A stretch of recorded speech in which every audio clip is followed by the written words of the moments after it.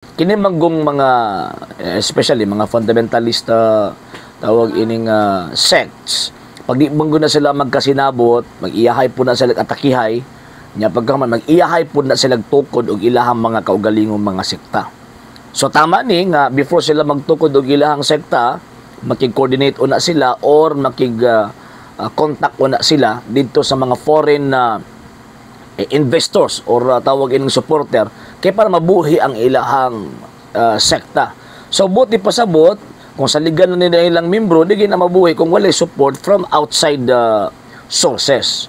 So mo na nga maningkamot gyud ning mga pastor hindi basta lang panahon nga ang ilang mga supporter from outside from abroad mag-support na sila forever.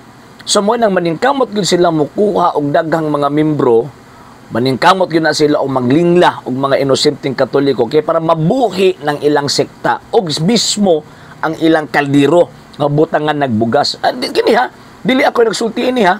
Mahadlok na mga pastor mawad ag membro. Kay kung mawad ag membro mga igsoon, ang pastor kulob ng kaldero.